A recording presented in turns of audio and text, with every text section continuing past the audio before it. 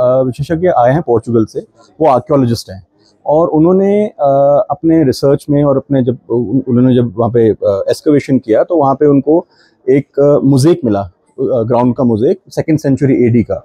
उस मोज़ेक के अंदर राजा पोरस और यूनान के जो थे सिकंदर, उनकी लड़ाई का एक दृश्य दिखाया गया है।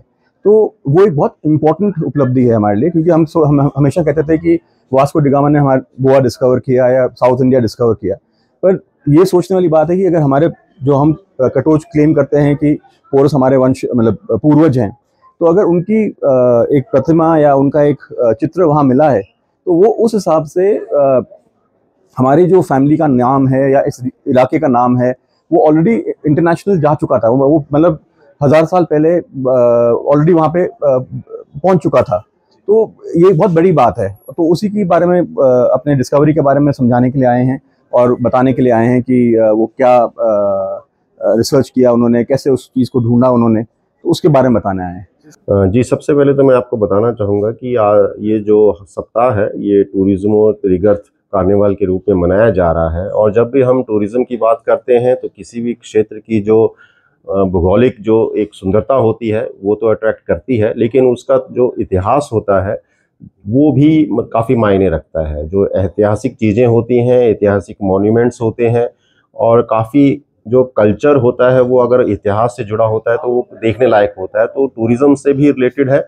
और इसी कड़ी में आज 22 तारीख को हमारे बीच जो हमारे इस क्षेत्र के बहुत बड़े सोशल वर्कर हैं, राजा साहब हैं और ऐश्वर्या जी यहाँ पर पधारे हैं, अपनी टीम के साथ आए हैं, जो कटोच वंशज के हमारे आगे उत्तराधिकारी हैं। और जो पुर्तगाल से रिसर्च स्कॉलर आए हैं, जो वहाँ पर फाइंडिंग्स हुई हैं उससे पता चलता है कि जो कटोच जो डायनेस्टी है वो सिर्फ इस लोकल क्षेत्र तक ही सीमित नहीं थी।